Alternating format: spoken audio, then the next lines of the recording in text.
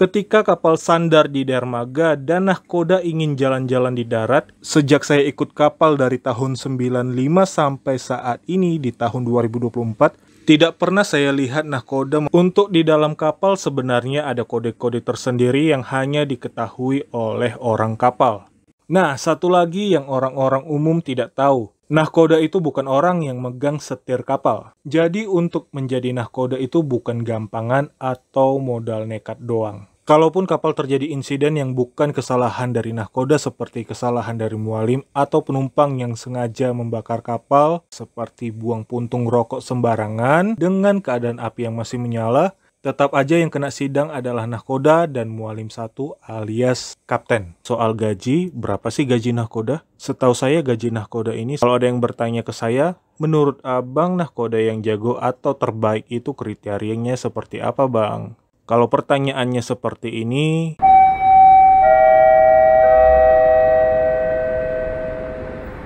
halo teman-teman basudara semua, pada video series kali ini saya ingin membahas hal penting yang mungkin tidak semua orang tahu tentang ini, yaitu segala sesuatu mengenai kapten kapal.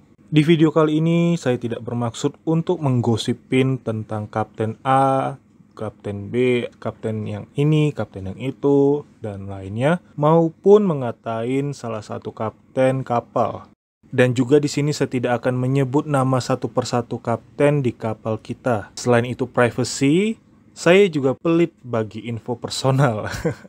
Pada cover video ini saya tidak memakai foto saya bersama kapten maupun foto diri saya sendiri. Kenapa? Supaya tidak memiliki kesan kita sedang membahas orang tersebut atau ada oknum yang mengambil gambar saya untuk kepentingan pribadinya. Karena saya tahu ada banyak orang yang di luar sana yang begitu, kecuali saya. By the way, gak terasa ya video series saya sudah mencapai 200 lebih episode dan itu khusus membahas kapal Pelni ya. Karena seriesnya sudah banyak dan sepertinya sudah pada kenal saya, jadi nggak perlu lagi ya saya pakai bumper video seperti episode-episode sebelumnya. Saya harap suara saya ini sudah cukup jelas ya, supaya nanti jangan ada yang komentar, apaan sih bang, nggak jelas. Padahal kan saya ngomongnya nggak kayak gini kan. Halo teman-teman semua, nggak seperti itu kan suara saya. Oke, kita akan bahas dari jenjang karirnya, yaitu sebelum menjadi kapten atau nahkoda terlebih dahulu ya. Karena jenjang karir untuk sampai menjadi nahkoda kapal itu cukup jauh. Setahu saya itu minimal 10 tahun untuk bisa sampai posisi tersebut. Pertama-tama dimulai dari kadet dek.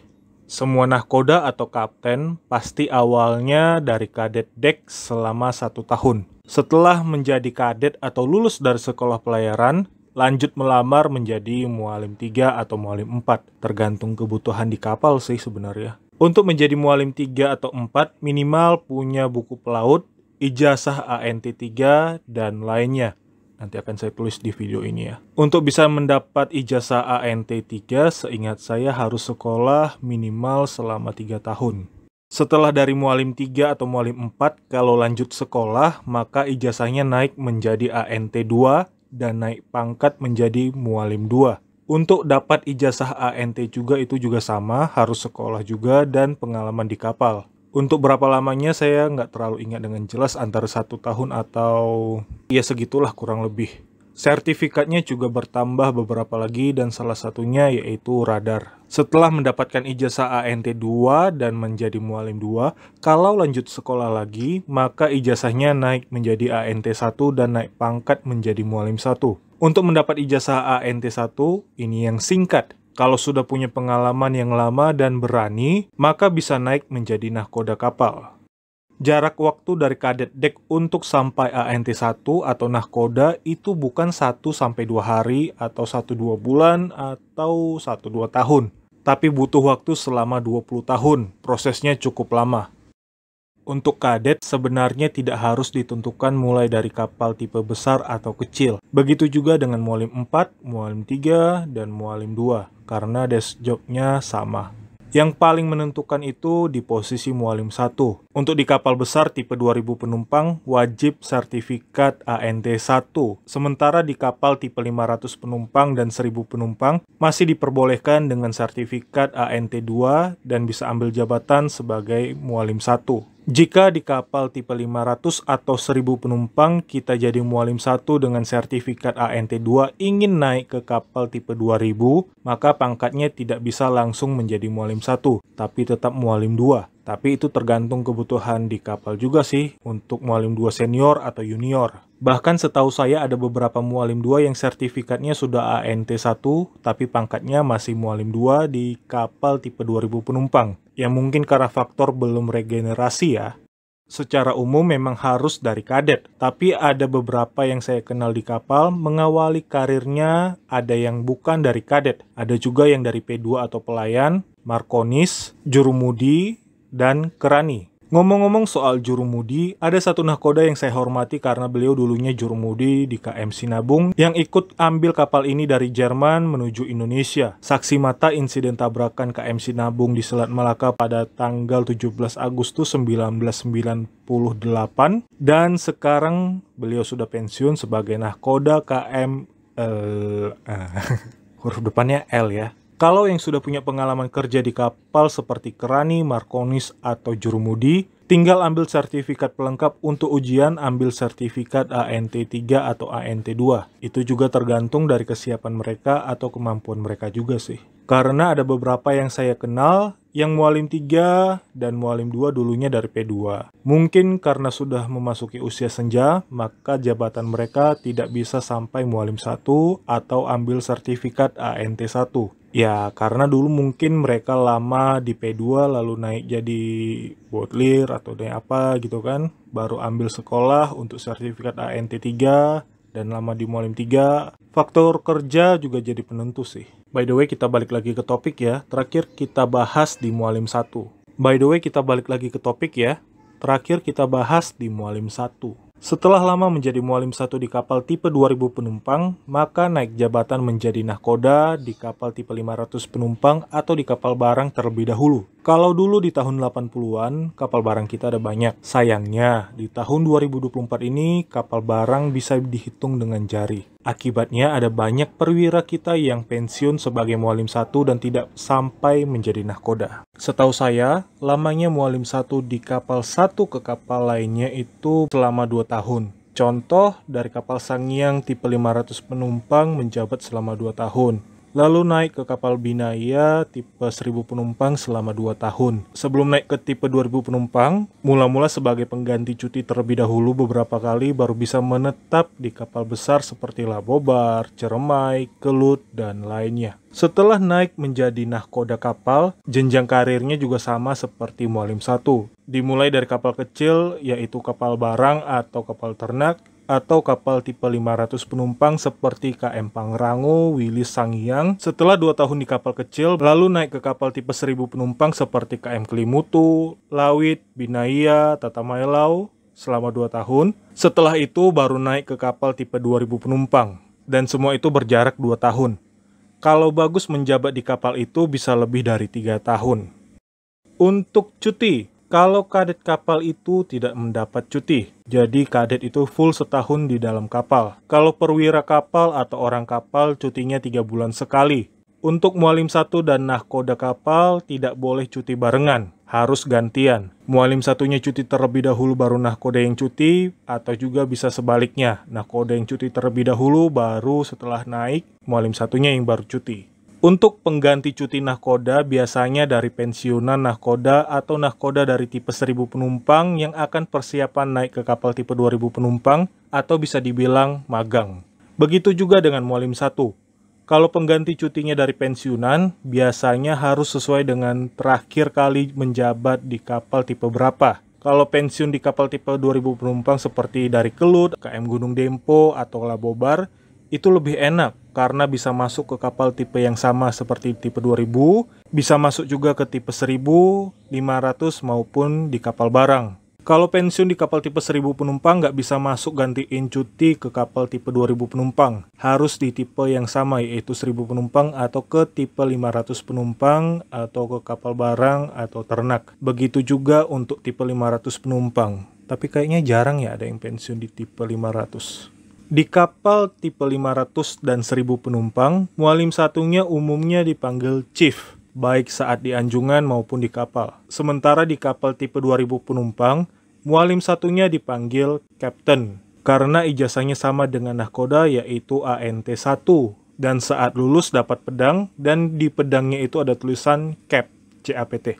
Kalau di anjungan ada nahkoda, mualim satu tetap dipanggil chief. Tapi kalau nggak ada nahkoda di anjungan atau mualim satunya jalan-jalan di deck, mualim satunya tetap dipanggil cap. Kalau mualim 2 tapi sertifikatnya sudah ANT1, dia tetap dipanggil chief, bukan cap. Ngomong-ngomong soal panggilan, ada sedikit perbedaan antara kapal penumpang dan kapal barang. Kalau di kapal barang, nahkoda tetap dipanggil cap, mualim 1 dipanggil chief, mualim 2 second, mualim 3 third, dan mualim 4 fourth.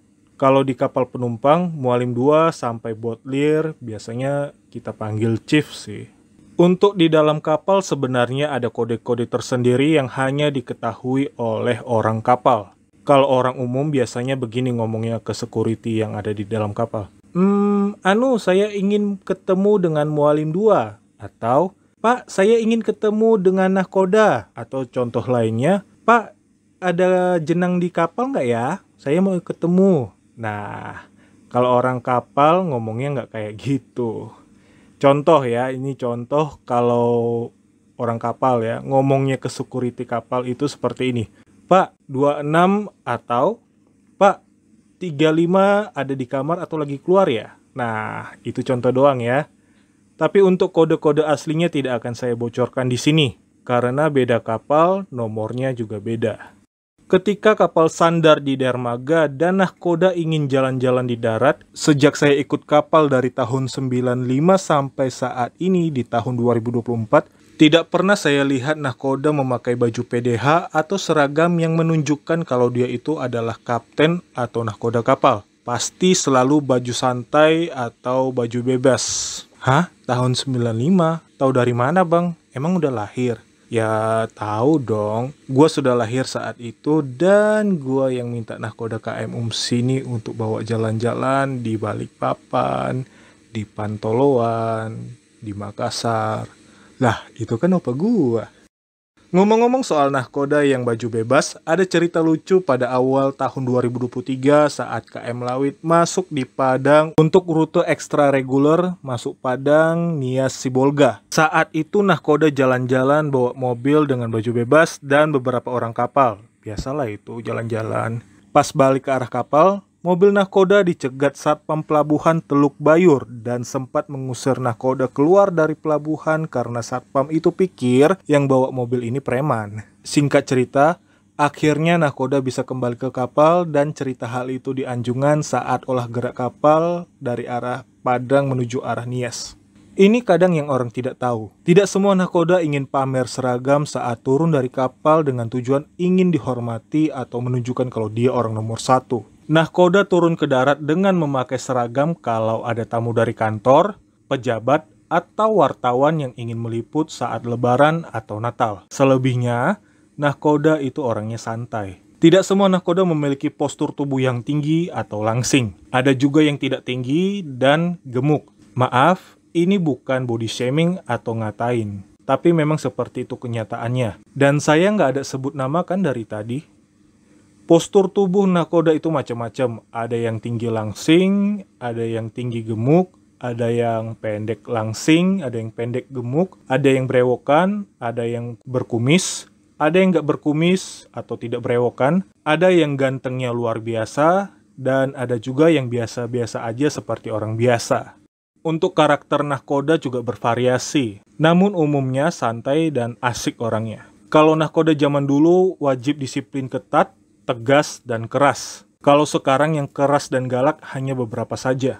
Dari semua nahkoda yang saya kenal, ada satu nahkoda yang menurut saya ini nahkodanya jenius. Kenapa? Karena waktu itu di salah satu kapal ketika mesinnya rusak, Masinis bilang mesin ini nggak bisa diperbaiki lagi. Karena tidak puas dengan jawaban itu, dia pelajari dari buku itu dan dia coba perbaiki. Malah beres. Ada juga nahkoda yang tipenya baperan. Ini zaman dulu ya. Ada juga nahkoda yang bisa dikatakan apes mulu atau jarang dapat hoki. Ada juga nahkoda yang jago main musik. Ada juga nahkoda yang tipenya disiplin ketat. Dilihat nahkoda anak buahnya ini nggak kerjain tugas, nahkoda sendiri yang turun tangan, seperti memasang lantai kayu di dek luar dan lainnya. Ada juga nahkoda yang skillnya cukup edan. Biasa kapal sandar posisi maju ke depan, ini dikasih mundur dan itu saat sandar di Pontianak. Nah, satu lagi yang orang-orang umum tidak tahu. Nahkoda itu bukan orang yang megang setir kapal. Yang megang setir kapal itu namanya jurumudi. Nahkoda itu tugasnya olah gerak kapal saat keluar dan masuk pelabuhan dan memegang tanggung jawab penuh atas semua muatan yang ada di dalam kapal.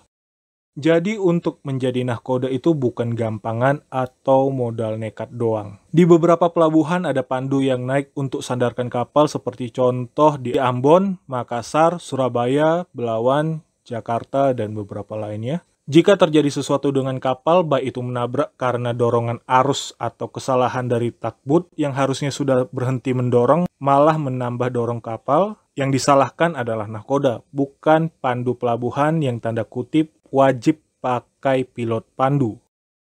Dan untuk kasih kapal sandar maupun berangkat meninggalkan dermaga, nahkoda harus bisa tahu maunya mesin kapal itu seperti apa. Perubahan arus laut, arah angin yang tiba-tiba berubah, dan kestabilan diri. Karena kalau dari pengalaman pribadi, pernah kapal tiba-tiba mesinnya mati saat mau berangkat. Lalu saat mau berangkat, tiba-tiba badai datang sampai-sampai kapal yang ada di depan kita menabrak haluan kapal kita. Dan kendala yang tiba-tiba terjadi saat akan sandar di pelabuhan. Kalau nahkoda nggak siap, wah kacau sudah. Setelah kapal berangkat meninggalkan dermaga pelabuhan dan sudah di posisi aman, nahkoda turun dari anjungan. Rata-rata nahkoda balik ke kamarnya, kadang ada beberapa nahkoda yang saya lihat mereka ganti baju bebas dan menyamar sebagai penumpang untuk melihat seperti apa kondisi penumpang. Kalau bicara zaman dulu banyak nahkoda atau perwira tinggi dari orang timur Indonesia, seperti orang Manado, orang Papua, orang Ambon, Makassar. Sekarang kayaknya dominan dari Jawa ya. Kalau orang timur masih tetap ada tapi jumlahnya sangat sedikit. Ngomong-ngomong soal orang timur, ada cerita dari orang tua dulu dan mungkin juga punya cerita yang sama ya. Ada perwira baru di kapal, memakai baju bebas, naik ke kapal di wilayah timur habis jalan-jalan. Ketika perwira itu naik ke kapal, perwira tersebut malah ditawarin kamar sama ABK. Mungkin dipikir ABK, perwira ini penumpang umum. Bisa jadi ABK ini baru naik juga dan belum kenal seluruhnya orang kapal. Alhasil ABK ini diomelin sama perwira tersebut. Dari semua nahkoda yang sudah pernah saya ikut di kapal, hanya beberapa nahkoda saja yang mau berbagi ilmu kepada Mualim 1 dan beberapa juniornya, terutama saat olah gerak kapal. Kalau kalian sering mengikuti video saya saat olah gerak kapal pasti tahu, karena kebanyakan yang eksekusi kapal sandar itu nahkoda, dan jarang ada yang kasih ke Mualim 1 untuk latihan atau persiapan untuk generasi berikutnya. Kalau di tahun 95 di KM Umsini dan di kapal yang lain pada zaman dulu, yang kasih kapal sandar itu Mualim 1. Nahkoda tinggal mengawasi dan mengajari Mualim 1 jika masih gugup. Kadang ada juga yang total Mualim 1. Nahkoda tinggal intip dari kaca kamar pribadinya. Kalau sudah bagus tidak ada komen. Kalau nahkoda rasa ada yang kurang, nahkoda tegur dan kasih arahan ke Mualim 1 di anjungan. Kok abang tahu? Lah, itu kan cerita orang-orang tua dulu. Dan dulu saya ikut KM Umsini ketika opa saya yang jadi nahkodanya di sana. Kalau misalnya kapal sampai kandas atau terjadi insiden parah karena kesalahan nahkoda turun jabatan menjadi Mualim 1 dan ditempatkan di kapal tipe 2000 penumpang. Setelah 4 tahun kemudian baru bisa naik jabatan kembali menjadi nahkoda dan langsung ditempatkan di kapal tipe 1000 penumpang. Atau kalau sampai memakan korban jiwa, bisa dipecat atau kena hukuman dari persidangan. Kalaupun kapal terjadi insiden yang bukan kesalahan dari nahkoda seperti kesalahan dari mualim atau penumpang yang sengaja membakar kapal seperti buang puntung rokok sembarangan dengan keadaan api yang masih menyala, tetap aja yang kena sidang adalah nahkoda dan mualim 1 alias kapten. Seperti contoh terakhir yaitu di KM Labobar. Pelayaran dari Balikpapan ke Pantoloan di tahun 2023 kemarin, kalau nggak salah bulan November atau Oktober ya. Kebetulan saat itu nahkoda di kapal baru dan pengganti cuti. Mualim satunya juga baru naik setelah selesai cuti. Gara-gara insiden ulah penumpang, yang disalahkan tetap kapten yang ada di dalam kapal. Memang sih yang namanya insiden kita nggak ada yang tahu atau kita minta. Tapi setahu saya ada beberapa nahkoda atau kapten yang terkenal apes atau pasti pernah mengalami musibah bukan hanya sekali. Baik itu lagi dinas atau sebagai pengganti cuti. Kalau ada yang tahu, tolong jangan tulis di kolom komentar ya. Ada juga nahkoda yang sudah ditunjuk sebagai pengganti cuti di salah satu kapal. Ketika kapten naik dan nahkoda tetap ini turun cuti, tiba-tiba kapten pengganti cuti ini turun dan menolak ke kapal ini. Sampai-sampai nahkoda yang sudah terbang pulang harus kembali lagi ke kapal dan tidak dapat cuti dari kapal selama 2 tahun penuh. Alasannya kenapa? Karena saat itu kondisi kapal ada salah satu mesinnya yang rusak dan kapten tidak mau mengambil resiko karena ini sangat fatal kalau sampai gagal. Ya, tahu sendirilah ya. Tanggung jawab 2.000 penumpang ada di tangannya. Akibatnya nahkoda ini kena blacklist dan tidak diizinkan naik ke kapal selama beberapa bulan. Padahal, nahkoda pengganti cuti ini pensiun di kapal itu dan juga bertugas di kapal itu cukup lama. Kalau di kapal ada nahkoda yang lagi cuti atau nahkoda pensiunan yang ikut berlayar sebagai penumpang, yang kasih kapal sandar atau olah gerak kapal tetap nahkoda yang ada di kapal. Pernah sekali saya ikut berlayar di salah satu kapal tipe 2000 penumpang, videonya ada di YouTube saya ini. Di dalam kapal ada 3 kapten, 1 nahkoda tetap, mualim satunya 1, dan satunya lagi adalah nahkoda yang lagi magang. Saat kapal olah gerak, yang kasih jalan itu adalah nahkoda tetap. Nah, nahkoda yang lagi magang ini memperhatikan nahkoda senior. Lalu sesekali nahkoda senior ini beri kesempatan kepada nahkoda yang sedang magang ini untuk kasih kapal sandar di dermaga. Tapi tetap arahan dari nahkoda senior. Nah, pada posisi seperti ini, saya bingung untuk memanggilnya bagaimana. Karena ada 3 kapten dan sama-sama di anjungan. Kalau kita panggil Cap, nahkoda senior, mualim 1, dan yang lagi magang ini pasti akan menoleh. Alhasil saya bikin posisi netral. Pada posisi saat itu ada sedikit rasa sungkan juga untuk menyapa. Daripada salah, jadi saya bikin pada posisi netral saja. Soal gaji, berapa sih gaji nahkoda? Setahu saya gaji nahkoda ini sangat besar. Tapi beda ukuran kapal, beda juga nominalnya. Kalau di kapal barang dan di kapal tipe 500 penumpang, angkanya sama dan tidak jauh beda. Kalau di kapal tipe 1000 penumpang, lebih banyak dari di kapal tipe 500 penumpang. Kalau di tipe 2000 penumpang, gajinya jauh lebih banyak lagi dari gaji yang di kapal tipe 1000 penumpang. Jumlahnya juga beda dari tahun 90-an. Tapi ketika sudah pensiun, gaji pensiunnya hampir-hampir nggak bisa tergigit lagi. Terutama untuk pensiunan tahun 2000. Jadi kurang lebih seperti itu lika-liku karir sebagai nahkoda. Ada beberapa yang masih saya ingat, ada beberapa yang saya sudah lupa, maklum faktor usia, dan ada yang tetap saya rahasiakan. Kalau ada yang bertanya ke saya, menurut abang nahkoda yang jago atau terbaik itu kriterianya seperti apa bang? Kalau pertanyaannya seperti ini, agak sulit ya, karena semua jago-jago. Tapi kalau menurut saya dan dari sudut pandang saya, nahkoda yang jago itu adalah orang yang berani eksekusi kapal untuk sandar atau berlayar pada saat cuaca atau alur yang tiba-tiba berubah dengan cepat. Lalu orang yang mau tahu dan belajar terus seperti contoh yang tadi ABK bilang tidak bisa. Nahkoda cari tahu bagaimana cara menyelesaikan sebuah masalah dan bisa diperbaiki. Mau berbagi ilmu atau memberi kesempatan ke mualim 1 untuk kasih kapal sandar maupun olah gerak dari dermaga, masih bisa menggunakan alat tembak matahari dan bintang yang namanya sextant di zaman modern ini seperti ini. Dan yang terakhir, siap bertugas di kapal tanpa milih-milih kondisi kapalnya bagus atau tidak. Kalau nahkoda nggak bisa pakai sextant sebenarnya nggak masalah sih. Karena sekarang sudah pakai mesin yang canggih dan itu memang alat zaman dulu pada tahun 80-an. Dulu nahkoda dianggap jago kalau bisa pakai alat ini. Kalau di zaman sekarang ada nahkoda yang bisa pakai sextant ini, buat saya dia sangat jago.